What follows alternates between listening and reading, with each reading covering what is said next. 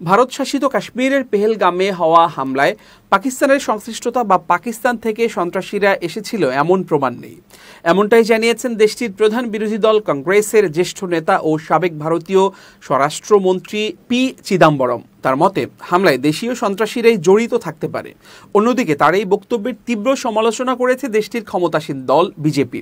এক প্রতিবেদনে এই তথ্য জানিয়েছে ভারতীয় সংবাদ মাধ্যম এনডিটিভি। সংবাদ মাধ্যমটি বলছে, ভারতের পার্লামেন্টে অপারেশন সিন্ধুর নিয়ে বিতর্কের আগে পেহেলগাম হামলা ঘিরে কংগ্রেস নেতা পি চিদাম্বরমের এক মন্তব্যে রাজনৈতিক উত্তেজনা ছড়িয়ে পড়েছে। এক সাক্ষাৎকারে তিনি বলেন, হামলায় দেশীয় সন্ত্রাসীরা জড়িত থাকতে পারে এবং পাকিস্তান থেকে হামলাকারীরা এসেছিল এমন কোনো প্রমাণ নেই।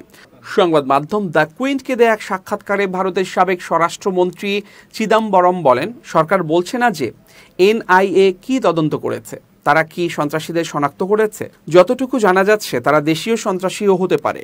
আপনারা কেন ধরে নিচ্ছেন তারা পাকিস্তান থেকে এসেছে? কিন্তু কোনো প্রমাণ নেই।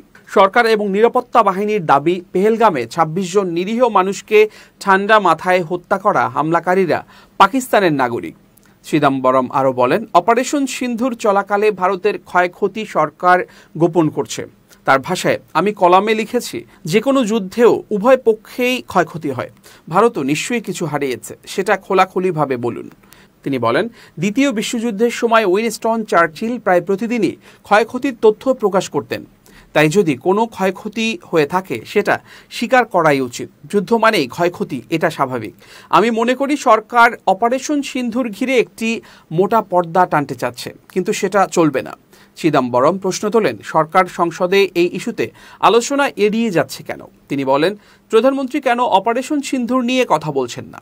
সংসদ তো গণতন্ত্রের মন্দির, সেখানে বিতর্ক চলুক না কেন? প্রধানমন্ত্রী মোদী তো জাতির উদ্দেশ্যে ভাষণ দিয়েছেন, নানা জনসভায়ও বক্তব্য রেখেছেন। তিনি আরও বলেন, সরকার হয়তো অস্বস্তিতে পড়তে পারে যদি প্রশ্ন ওঠে, যুদ্ধবিরতির ঘোষণা কিভাবে এলো? প্রবীণ এই কংগ্রেস নেতা বলেন, সত্যি কথা বলতে কি, যুদ্ধবিরতির ঘোষণা তো ভারত সরকার দেয়নি, ডোনাল্ড ট্রাম্প দিয়েছিলেন। চিদাম্বরমের এই মন্তব্যের কড়া জবাব দিয়েছে শাসক দল বিজেপির। সিনিয়র বিজেপি নেতা অমিত মালব্য বলেছেন, ইউপিএ আমলের সাবেক স্বরাষ্ট্রমন্ত্রী এবং কুখ্যাত গেরুয়া সন্ত্রাস তত্ত্বের মূল প্রবক্তা পি চিদাম্বরম আবারও নিজেকে গৌরবের সাথে আড়াল করছেন। আবারও কংগ্রেস পাকিস্তানকে ক্লিন চিট দিতে উঠে পড়ে লেগেছে। এবার পেহেলগাম সন্ত্রাসী হামলার পর কেন আমাদের বাহিনী যখনই পাকিস্তান মদতপুষ্ট সন্ত্রাসবাদের মুখোমুখি হয় তখনই কংগ্রেস নেতারা ভারতের বিরোধীদের চেয়ে ইসলামাবাদের আইনজীবীদের মতো বেশি শোনায়। তিনি আরও বলেন, জাতীয় নিরাপত্তার ক্ষেত্রে কোনো অস্পষ্টতা থাকা উচিত নয়, কিন্তু কংগ্রেসের ক্ষেত্রে এমনটা কখনোই হয় না।